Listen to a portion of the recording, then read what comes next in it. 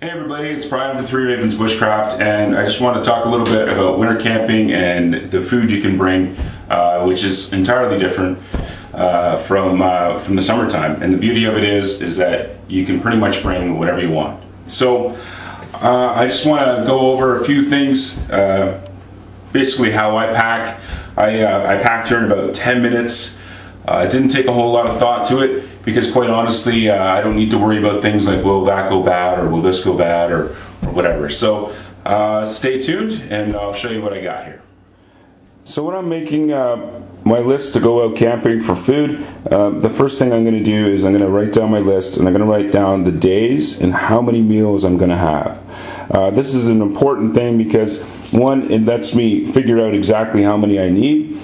And then two, whatever I'm missing, this turns into a shopping list, and then I can use it later on. So really good, especially if you're starting out, to have this kind of list, because it just makes you more organized, and then you don't forget when you're out in the bush and you realize, oh man, I forgot, the coffee whitener or something.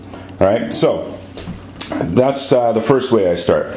Then after that, once I've got everything written down here, okay, I didn't write anything down here because I've done this a few times, and really I just kind of need to know how many meals I need to grab. So now I've got my stuff laid out here on the table. Okay, so we'll start with breakfast. Breakfast, normally I'll have oatmeal. I've got some bars here, some breakfast bars. I've got some dried fruit that I can throw into my oatmeal and make it a little thicker if I want to. And then most importantly for me, I gotta have my coffee in the morning. Okay, I'm going to a gathering with a bunch of people. That's why I'm bringing so much coffee and whitener and all that good stuff. I don't use whitener if I don't have to. That's skim milk. It's a little more, but I think it's a little better for you. So that's the way I go. Next, I'll have lunch. So lunches for me are always really small, snacky things because I'm going to be on the move, right? So I've got some crackers. I've got some cheese and meat over here. I've got some soups if I want, and then some trail mix on top of that. And then suppers are my big meals, because supper to me is obviously where I'm going to get all those calories back that I've used all day. So I'll have my protein and a meal on top of that. So I've just got a can of chicken, and then a bag meal on top of that. Okay, and then some bars for dessert, and then I've got some other protein stuff here, some good meats and pepperonis and those things. Now, you might look at this and be like, wow, you've got a lot of weight here, and I sure do. But weight isn't an issue so much, because I'm going to be dragging it behind me in a toboggan, and I'm going to be on easy trails. I'm not climbing up a mountain or anything like that. And so for me on this trip, I know that weight isn't an issue. I could bring the truck if I wanted to, and it's not going to be anything really that concerns a guy like me. So normally, would I bring these cans with me? No, they'd be staying back because they don't have any place in the backcountry. Would normally I'd be bringing these meats with me and things? Well, not normally when I'm going out summer camping, but in the wintertime you can get away with so much more, because obviously everything's nice and cold, right?